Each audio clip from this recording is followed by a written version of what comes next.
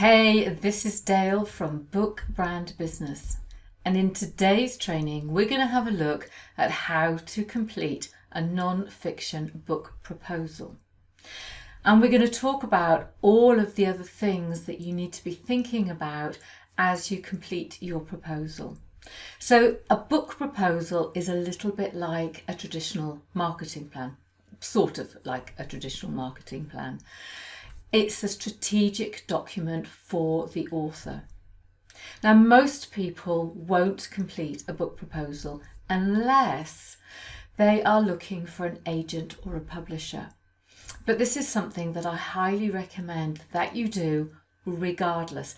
And it's something that will really help you to focus your mind and really decide that this is the right book.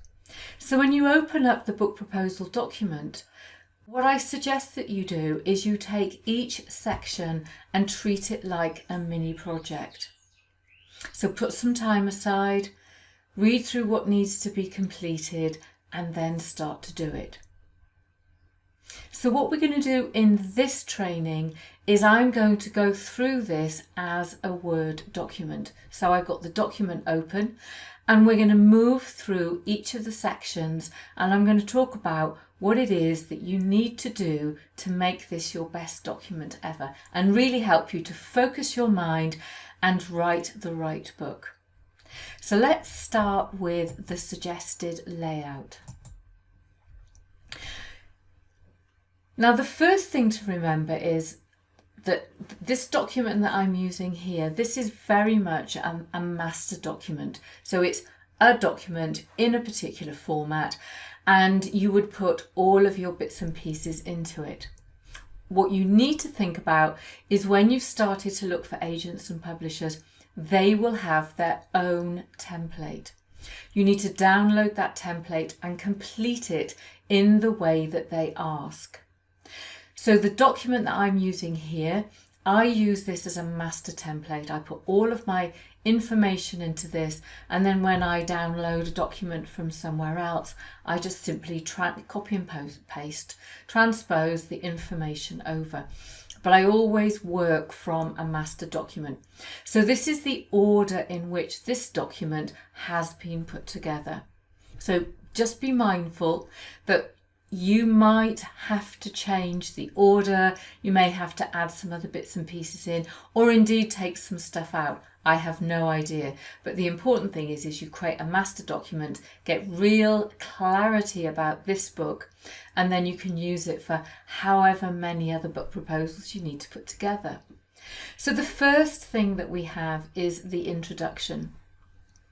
So in about 500 words or less, you want to be introducing your book. So what's the title and the subtitle?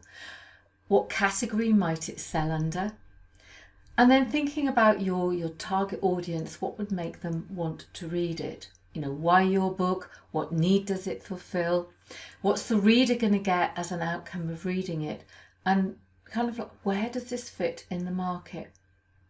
So answer these questions and then come back after a period of reflection and rewrite this as if it were the back blurb of your book. So when you look at any book, whether it's on Amazon or any other platform, or you've got a book and you turn it over, on the book, on the back is what is known as the back blurb. And this is your sales description. So the first thing that I would do is I would go and have a look at the books on my bookshelf, and I would find some books that used a really good template. So I have a particular book that I always suggest to my clients that they use as the template because it uses a great sequence of words that they're mapped out in what I think is a really logical way, and some of the words are incredibly powerful and they make an emotional connection. So I would start off by doing a kind of a mind map, a brainstorm, and then I'd go to my bookshelf, I'd have a look at some other books and see if there was something I could model, and I would keep rewriting this until it really spoke to me and one would hope that it would speak to the heart of whoever would be reading this. You want this first part to really make an impact. Now the summary, that's your executive overview, and I'd suggest that you write that last. And it's like any report that you write, you can't write the summary until you've written everything, because you're now summarizing the detail. So again, you've got this introduction that needs to be, really, really powerful, really sell your book. And then the summary is bringing together everything that you have looked at during the process of putting your book proposal together. Now, the most important thing outside of that is to really think about your ideal reader. Whenever you create any products or services, you're building your business, you're writing books, you need to think about this ideal reader profile. And I would split this into two markets, your primary market, and then have a think about who else might purchase this book. So this is about putting together that ideal reader profile where you've looked at demographics, you looked at behavior, you've looked at all kinds of reasons why this person, because when you write a book, you're writing a book to one person, you're making an emotional connection with one person. So why this person? What kind of questions is your ideal reader asking you? Now you're taking your reader on a journey. So what does that journey consist of? And what outcome does the reader get from reading your book?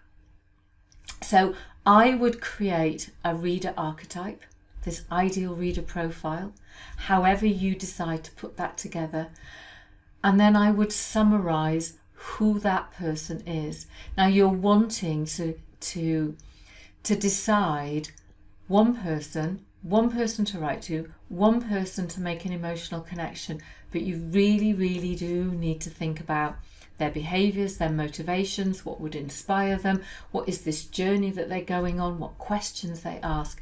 So again, I would do a bit of a mind map, maybe draw a matchstick person and start to write some of those things out. Now it might be that you're writing your book for a very, very specific target audience. It might be women who are over 55, and then there are certain things about your book that would appeal just to those people for whatever reasons. Now, when your publisher is looking at this, you've got to imagine that through the publisher's eyes that they can actually get a really clear picture of who that is.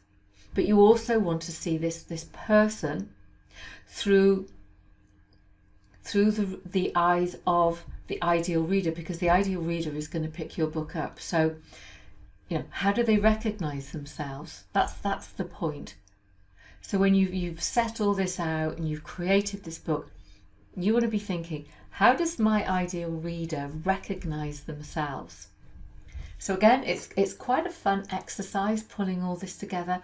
Don't go overboard, keep it, really succinct, so that the publisher goes, yep, I absolutely totally get who this book is for, primary market, and then who else might consider buying the book.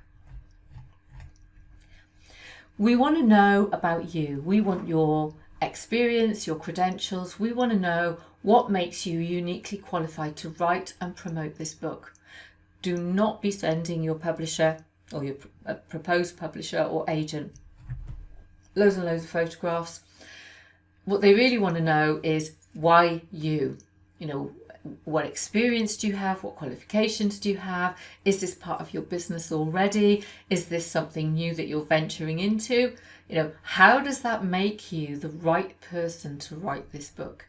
So have a think about that. Again, mind map, brainstorm, scribble in your journal, reflect on it. But absolutely the key points. So if you've been through some kind of experience, some kind of journey, and you're now running a business and you're helping people to do whatever it is that you're helping them to do, you need to say that in here. Now, the next thing that we need to do is we need to think about competitive book titles. Now you need to include between 4 and 8 titles, and what you're doing here is you must prove that there is a market for your book and that there is a need, so that the market is asking for it and that there is a need. So what I tend to do is I tend to write out what I call the long version. So you have the author, the publisher, when it was published, the price, number of pages, the format and the ISBN, a summary of who it's for, what it covers, what it does well, why your book is different. Write all that out and then rewrite it so that you've got this first section here, and then you're doing an analysis of the book. And again, this really does depend on your agent or your publisher in terms of what they want here, which is why I like to write out in longhand, summary of who it's for, what it covers, what it does well, and why my book is different, and then précis it down. The price that you think your book should be pitched at, remembering your publisher will change this. You want to let them know the number of words, 30, 40, 50, 60,000. And this is now a great time to think about how long it's going to actually take you to write and edit your book. So when you get to this book length part, I would actually put together a writing schedule so that when we get to this next bit, when we're looking at availability, when you're going to have your first draft, your second draft, third draft, whatever it is, draft available. And then thinking about the future, what other titles might you have? So remember that when you put a book together, a lot of stuff. Your book will be a subset of that stuff. So you may then have a whole series of books that take the reader on a number of different journeys. Put that information in here. The next thing we want is a list of the intended chapters and what they're about. So this is really your synopsis. So think about that reader journey that we talked about. Where does the journey start? What happens in each of the chapters? What are the key messages of each of the chapters? Now, your business will have a core message, your book has the core message, and every chapter has key messages. It answers certain questions, and that links back to the core message of the book. And you also need to think about any illustrations, any photos, anything that you're referencing, and whether you have permissions. So in this part, you're writing up your synopsis, so a chapter list and a summary. This chapter is about. This is this is quite a large part. It's the marketing and promotion. So you really do need to think about your platform. How many clients you've got, how many people are on your email marketing list, your social media sites. What is your potential reach? If you've got a newspaper column or a column in a magazine, have you got any past book sales, any other kind of publications? We want to know the size of your audience. And obviously we want to look at, have you got a website? Do you blog? We want to be looking at that social media following and how engaged they are. Now, something that I think is interesting is, and I've put this question in, and actually this is really not for the book proposal, but when you're thinking about the launch, have you done any vocal coaching? Have you thought about your personal brand, what you want to be known for, and how you want to be seen? So think about your personal brand so that when the book is launched and published, you can be saying to your publisher and your agent about your brand. It's really about raising awareness. What about speaker networks? Do you belong to any networks? Do you belong to any speaking organizations? Do you have any talks coming up? What about tours? Have you thought about things like that? Are there any talks? What kind of cost is involved? Who's going to arrange them? So what we're doing in this marketing piece is I'm going to suggest that you create a full and comprehensive marketing plan, and then you précis it down for the agent and the publisher, answering the questions of the things that you want to, that they specifically want to have answered. What about PR? Do you do that yourself? Have you got someone that you use, a professional? What's the cost to you? Where is your publicity going to be focused? Particular magazines, TV, radio, what? So again, think about your PR, and then what else? Testimonials, the forward of your book, expert pieces, opinions, blogs. Do you have a YouTube channel? Are you putting stuff out on there? What parts of your books can be used for ongoing promotion? And even if you are self-publishing and self-promoting, all of this needs to go into your marketing plan. You need to think about your budget. You need to think about when you're going to do various things. This is a very, very strategic part of your book. Now, the other thing that I would think about here is, what is your launch plan? So when you start thinking about creating this book, you actually need a launch plan that's going to take you over the next 6 months.